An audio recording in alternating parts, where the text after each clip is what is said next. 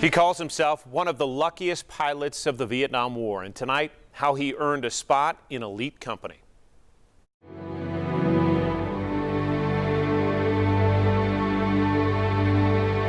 There's a C-130 next to a C-5. Well, the C-5's a long ways off, and that's my crew there. All right, this was Khartoum. An awful lot of fighting went on there. That's what it looked like. You can see we were buried. It took them 3 days to get that thing out.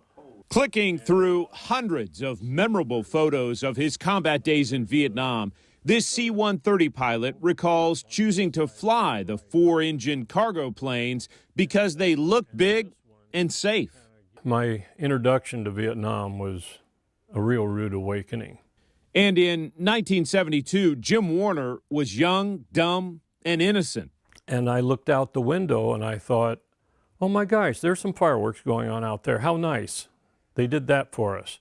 And the guy next to me said, hey, dummy, those are tracers. They're shooting at They were shooting at us.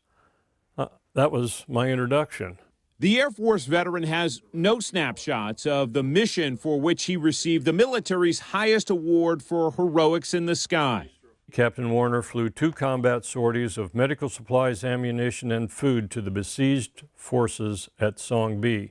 His citation for the Distinguished Flying Cross outlines his actions. Although under ground fire with heavy weather, the night landing was successfully completed and numerous refugees were evacuated to safety.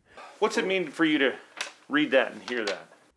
I look at that as, yes, it happened. It was a long time ago, but I was just doing my job, just like the rest of the guys. I didn't do anything special. That could have been written about, as I said, Khartoum, Pleiku, Hue Phu Bai, Phnom Penh, any of a dozen places over there. They were all the same. We had ground fire all the time. We were getting every airplane that we got back, it seemed like they had to go out and do some patches on them. Except for yours. My angels have been watching over me. That's all I can say. He notched 72 combat missions. The average was 6.5 hours long and anywhere from 4 to 9 legs, meaning lots of touchdowns and takeoffs under fire. Probably every takeoff and landing we made in Vietnam. I saw some tracers coming up at us, but let's put it this way. I am one of the luckiest people on the planet because I went for that amount of time flying in a C-130 in Southeast Asia, and I was never on an airplane that took a hit. You're a big target, too. A very big target, and we're very slow. Not a good combination. No, it isn't. And again, that was a very rude awakening to what happened over there. Every time you land or take off, you're worried about getting shot down. Oh, absolutely. This water in the middle is what's left of the C-130 at Suc Trang. His missions included everything from rescuing refugees to flying ammunition, trash, and fellow American troops killed in battle.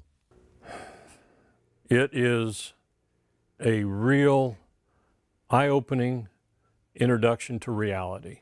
I mean, war is hell. Growing up, Jim Warner wanted to be a train engineer until his dad took him on an airplane at the age of 10. Well, we took off, and I looked out, and I thought, wow, this is neat. I want to do this. How many flying hours do you think you've had in your lifetime now? 17,000. Not bad for a kid who didn't think he wanted to fly. Yeah, well, I'm scared of heights. I still am. Jim Warner went on to a long career as a pilot for United Airlines. He is one of the founding members of the Distinguished Flying Cross chapter here in East Tennessee, launched late last year. You can see the stories of other recipients right now at WBIR.com, and we will share more of them throughout this year.